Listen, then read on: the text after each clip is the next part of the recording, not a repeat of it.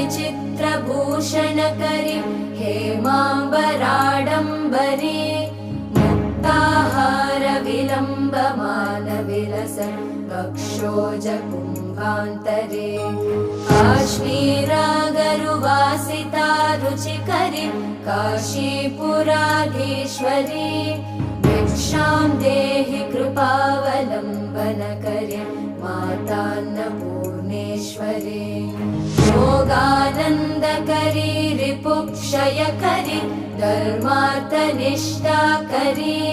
चन्द्रार्कानलभासमानलहरि त्रैलोक्यर